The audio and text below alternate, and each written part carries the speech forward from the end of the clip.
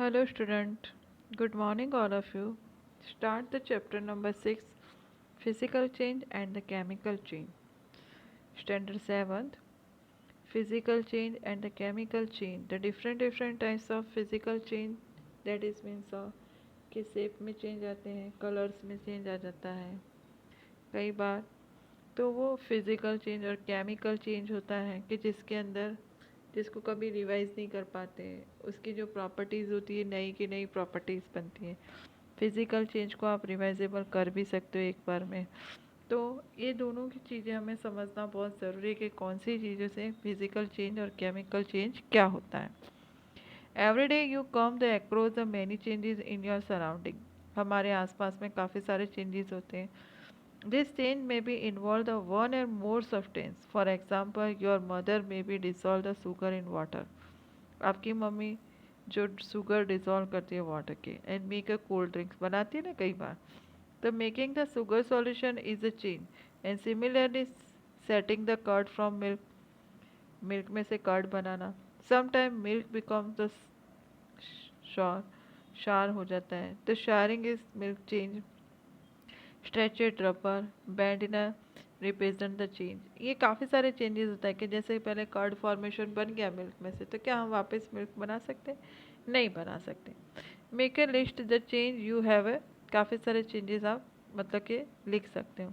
In this chapter the self perform that is activity studies in natures of this the change and are two kinds of the physical change and the chemical change. हमें physical change के बारे में पढ़ना है और chemical.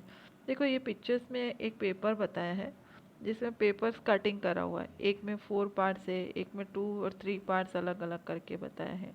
तो ये pieces of paper को कट किया गया है। एक को 4 स्क्वायर में किया गया है, एक को स्क्वायर पीसेस में कन्वर्ट किया गया है। तो ऐसे करके 4 पीसेस में कन्वर्ट करके उसको एक स्टिक किया गया है, किसी को उस पीसेस में कन्वर्ट किया है। Obviously you can not join this piece of bag make the original pieces. हम वापस उसको ओरिजिनल शेप में तो नहीं लागे, but they are change the properties of this paper. मतलब क्या है इसकी प्रॉपर्टीज, मतलब कि चेंज हुई। जैसे कि हम सपोज करो कि कल चौक डस्ट होता है, उसको फ्लो द नियर जैसे हमारे, तो उसको पूरे स्मॉल पीसेस के चौक होते हैं उसको डस्ट में कन्वर्ट कर दो और लीटर वाटर के अंदर उसको पेस्ट बना लो एकदम। और shape of the pieces of chalk, क्या वो चौक को वापस ला सकते हो? तो काफ़ी सारी चीज़ें हैं। कैसे ice in a glass plastic tumbler and melt the portion of ice by placing the tumbler in the sun. You have the mixture of ice and water and place the tumbler freezing में रख दो। तो क्या होगा? ये सारी चीज़ें, बहुत सारी चीज़ें होती हैं कि अलग अलग एक्टिविटीज़ आपको बताई जाए तो इससे आपको पता लगाएगा कि क्या हो सकता है। पहले मैं सारी एक्टिविटीज़ आपको बताती हूँ। एक बॉयल वाटर किया जाता है कंटेनर के अंदर और उसको स्टीम किया जाता है।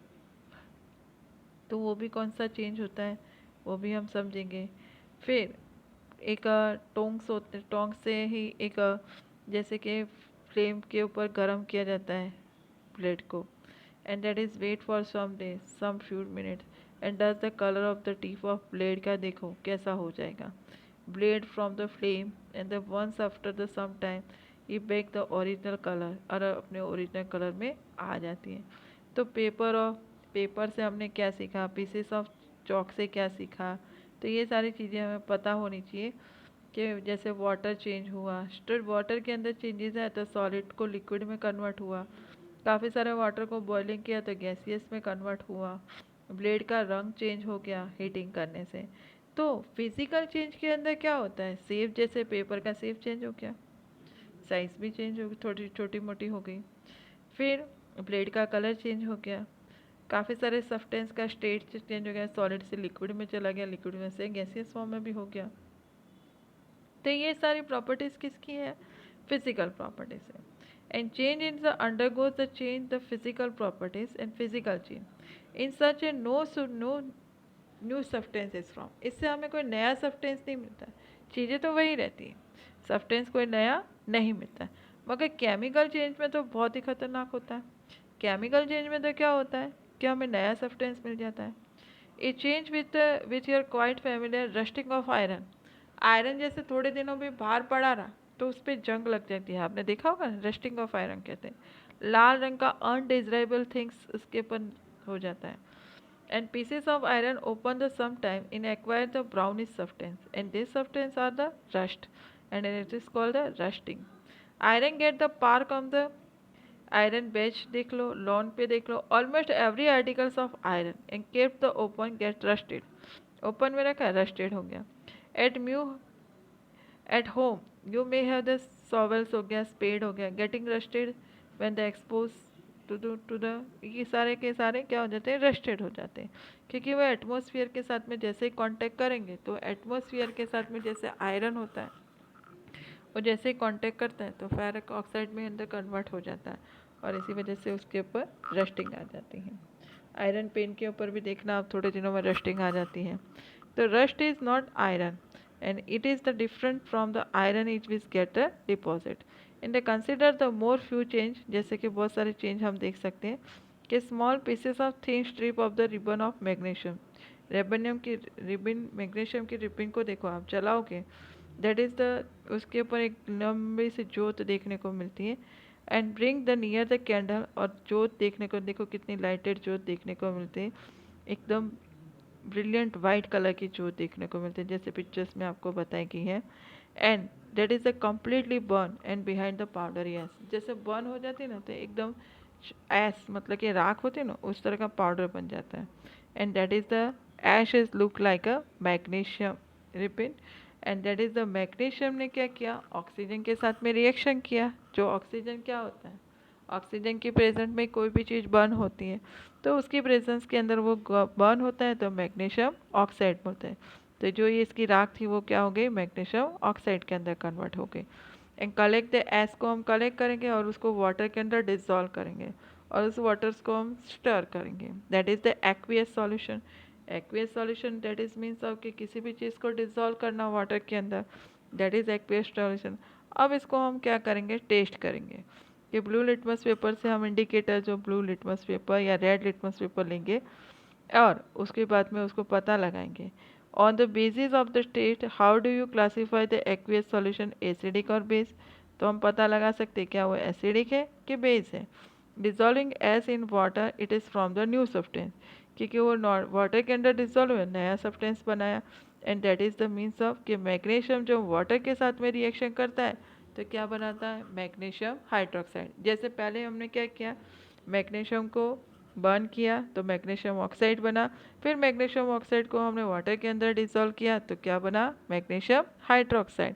And magnesium hydroxide is the base. और मैग्नीशियम हाइड्रोक्साइड कैसा होता है, बेस. बेस कैसे हुआ, क्योंकि उसके अंदर OH माइनस आयन है, OH माइनस आयन की वजह से वो बेस है. ए न्यू सब्सटेंस फ्रॉम, हमें नया सब्सटेंस मिला magnesium hydroxide in another new substance. अब इसी तरह से हम एक डेमोस्ट्रेशंस और कर सकते हैं अलग अलग तरीके से. जैसे इसके अंदर कॉपर सल्फेट लिया है और कॉपर सल्फेट के बाद में फिर क्या किया है कि उसके अंदर एक प्लेट रखी है. प्लेट के बाद में देखना कि उसके ऊपर क्या हो जाता है, सब कुछ आपको देखने को मिलेगा अभी. Dissolve the about the teaspoon of copper sulphate. एक कॉपर सल्फेट लेना है कि ब्लू वाइट रल्स होता है and it is half cup on water. Blue जो होता है कॉपर सल्फेट उसको हाफ ग्लास ऑफ वाटर के अंदर आपको डिजॉल्व करना है. Added a few drops of the dilute sulphuric acid.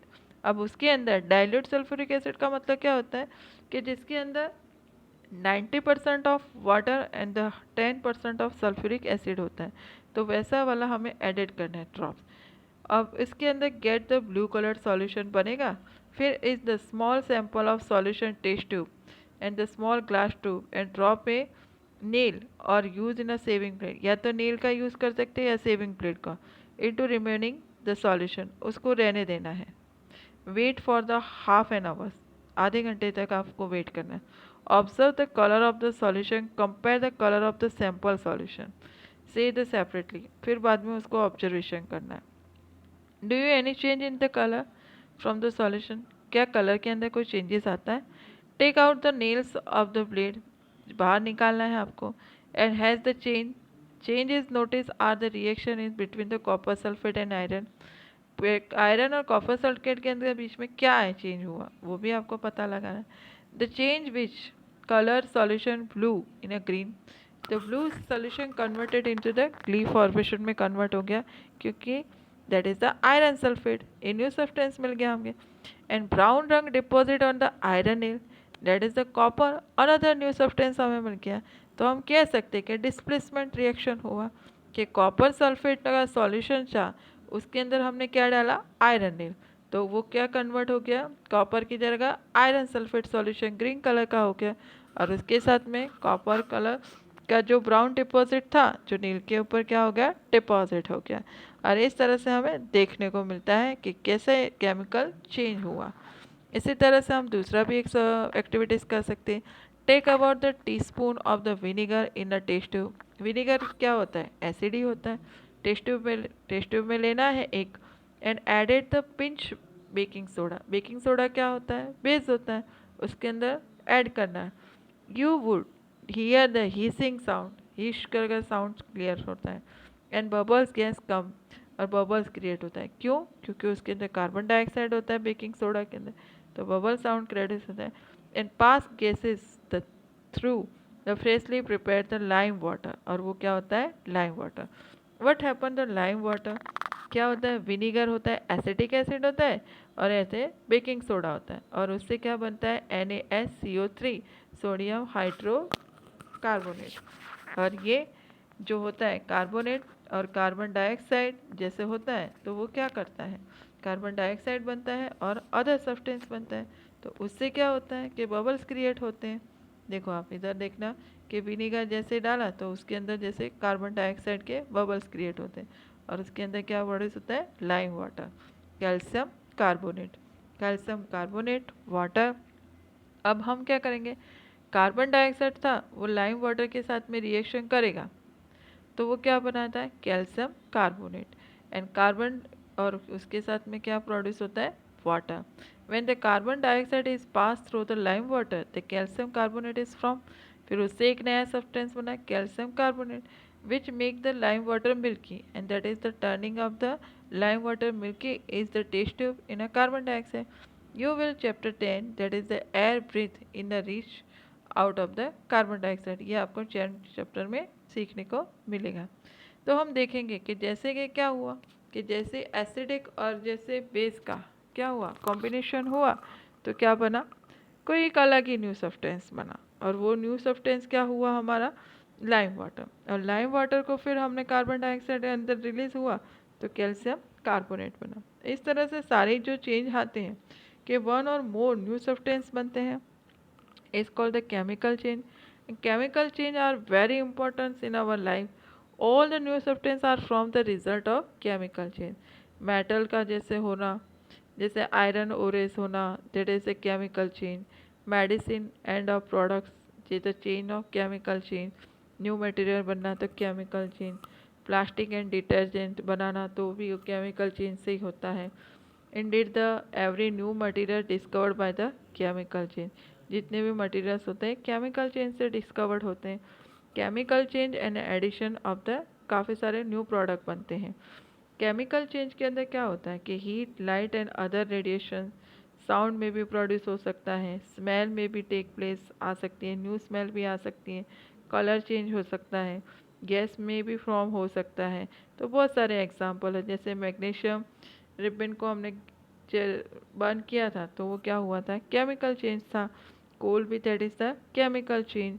इस तरह से बहुत सारे केमिकल चेंज हमें देखने को मिलते हैं, पर केमिकल चेंज में सबसे ज़्यादा क्या होता है, हीट प्रोड्यूस होता है। जैसे कि हम फायर क्रैकर्स होते हैं, एक्सप्लोजन करते हैं, तो भी वो केमिकल चेंज है। यू भी and the heat and light और साउंड प्रोड्यूस करते हैं, अनप्लेजेंट गैसियस प्रोड्यूस करते हैं और हमारे एटमॉस्फेयर को पॉल्यूट करते हैं। ये advice that is the not play with the firework के साथ में हमें नहीं खेलना चाहिए।